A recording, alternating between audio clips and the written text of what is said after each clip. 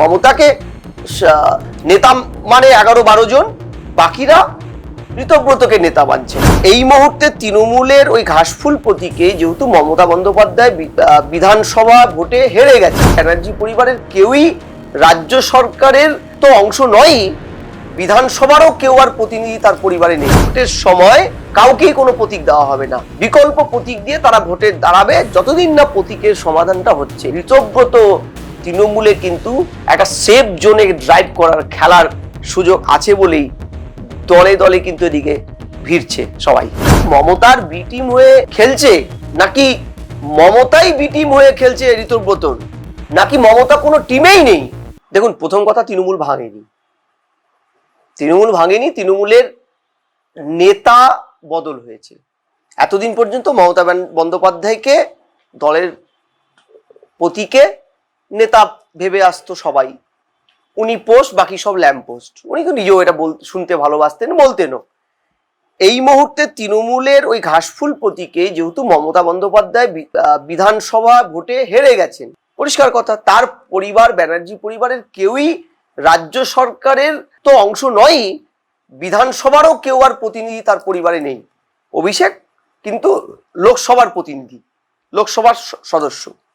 তাহলে প্রশ্নটা হচ্ছে, ঋতব্রত বিধায়ক, ঋতব্রতর নেতৃত্বে একটা বড় অংশের বিধায়ক, 64-65 জনের মতন, তারা ঋতব্রতকে দলনেতা নির্বাচিত করেছে তৃণমূলের প্রতীকে।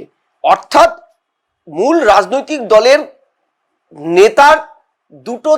দুটো ভর কেন্দ্রের শিফট হয়েছে। মমতাকে নেতা মানে 11-12 জন, বাকিরা ঋতব্রতকে নেতা মানছেন।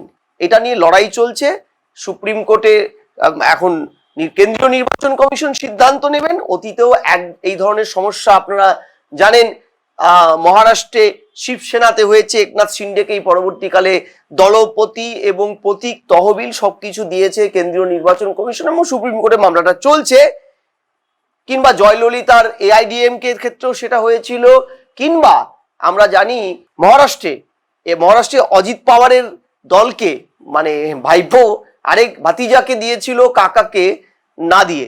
এটা কিন্তু ইতিহাস আছে। যখনই এই ধরনের সংকটগুলো তৈরি হয়েছে, আপনি যদি 68 সালে সিঙ্গেল অর্ডার আইনটা দেখেন, সেখানেও এই ক্রাইসিসটা তৈরি হয়েছিল সিঙ্গেল অর্ডার 68 15 নম্বর ধারা অনুযায়ী। সেক্ষেত্রে দলের লেজিসলেটিভ পার্টটা, অর্থাৎ MP MLA এবং দলের সংগঠনের পার্টটা যাকে নেতা চুজ করেছে, যার ছত্রছায়ায়, তার দিকেই পরবর্তীকালে প্রতীকটা, দলের তহবিল এবং রেজিস্ট্রেশন গেছে। এটার একটা উদাহরণ আছে। পরবর্তীকালে 71 সালে সাদিক আলী ভার্সেস কেন্দ্রীয় নির্বাচন কমিশনের একটা সুপ্রিম কোর্টে মামলা হয়েছিল, সেখানেও কিন্তু সুপ্রিম কোর্ট এই সিদ্ধান্তটাই নিয়েছিল।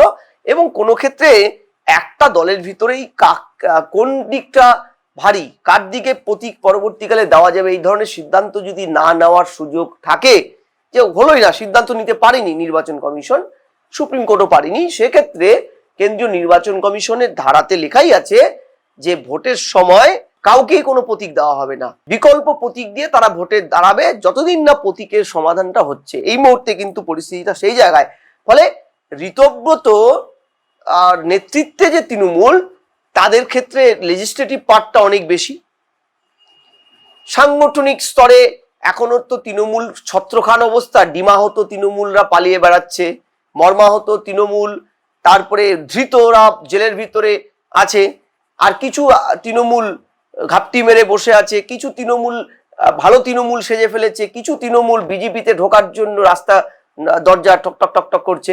ফলে এই ধরনের ছত্রখান তৃণমূল, কার নেতৃত্বে সংগঠন কাকে নেতা ভাববে না ভাববে, সেটা তো এখনো সিদ্ধান্তই নিতে পারা যায়নি।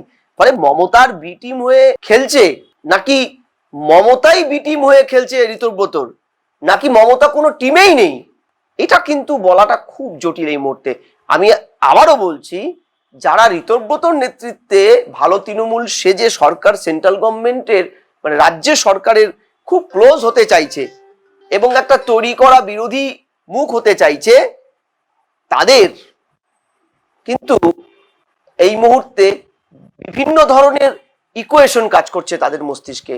কি পাটিগণিতগুলো, যে ধরুন দীর্ঘ 15 বছর তৃণমূলের রাজত্বকালে একটার পর একটা দুর্নীতি, একটার পর একটা লোকের মানে মানুষের প্রতি অবিচার, এগুলো তো মানে খেরোর খাতা, এগুলো তো লেখা, ফলে মানুষ তো ছেড়ে কথা বলবে না। দেখুন এই যে মানুষগুলো 15 বছর ধরে হিংসার শিকার হয়েছে তৃণমূলের, অত্যাচারের শিকার হয়েছে তৃণমূলের, জমি কেড়ে নেওয়া হয়েছে, চাকরি চুরি করেছে ছেলে মেয়ের, তারপরে বিরোধী দল করে বলে মেরে ফেলা হয়েছে বাড়ির কোনো একজন সদস্যকে, তাদের হিংসা, তারা হিংসা করবে আমি এটাও চাইছি না, কিন্তু বা এটা কাম্যও নয় সভ্য সমাজে, কিন্তু এটা তো বাস্তব যে এই মানুষগুলো এখন কিন্তু পরিবর্তনের পরবর্তীকালে আইন হাতে তুলে নিচ্ছে। সেই ক্ষেত্রে পিঠ বাঁচাতে একটা বড় অংশের তৃণমূল যারা এক্সিস্টিং বিধায়ক হয়ে গেছে, তারা ঋতব্রতর নেতৃত্বে ভালো তৃণমূল সেজে রাজ্য সরকারের কাছে থাকতে চাইছে। রাজ্য সরকারের কাছে থাকলে তাদের বিরুদ্ধে ওঠা বিভিন্ন ধরনের বেআইনি কাজের জন্য যে ব্যবস্থা প্রশাসনের, সেক্ষেত্রেও তারা হয়তো কিছু রিলিফ পাবে বা পেয়েছে বা পাচ্ছে। ফলে সার্বিক অঙ্কে ঋতব্রত তৃণমূলে কিন্তু একটা সেফ জোনে ড্রাইভ করার খেলার সুযোগ আছে বলেই দলে দলে কিন্তু এদিকে ভিড়ছে সবাই। ফলে এটা একটা অদ্ভুত একটা পরিস্থিতি। এমন পরিস্থিতি আগে হয়নি এমন নয়, কিন্তু এই পরিস্থিতিটা কিন্তু গণতন্ত্রের জন্য খুব ক্ষতিকারক। অর্থাৎ গণতন্ত্রে যে আয়নাটা, আমাদের গণতন্ত্রের বিরোধীরা হচ্ছে আয়না এবং বিরোধী দলনেতা হচ্ছে শেডো সিএম। ফলে তৃণমূল 15 বছরে বা বামেরা 34 বছরে বিরোধী দলকে নিকেশ করেছে। সোজা বাংলায় বিরোধী দলের স্বাধীন অস্তিত্বটাকে তারা স্বীকার করেনি। তার ফল কি? কিছুটা রেসপেক্ট করেছিল বলে 34 বছর বামেরা টিকেছে, সংগঠনের জোরে বলুন যাই বলুন। 15 বছরে তৃণমূল আজকে অস্তিত্বহীন। আজকে অনেকের হাতের কালি এখনো না শুকলেও তৃণমূল শুকিয়ে গেছে, উবে গেছে, নেই তৃণমূল বলার মতো সৎসাহস কারণে। মিউনিসিপ্যালিটি কর্পোরেশনগুলো তাদের জনগণ ম্যান্ডেট দিয়েছে 5 বছরের, তার আগেই সব দুর্নীতির দায়ে অভিযুক্ত হয়ে জেলে ঢোকার বা জনগণের রোষের শিকার হওয়ার ভয়ে টুক করে গিয়ে ঢুকে পড়েছে মানে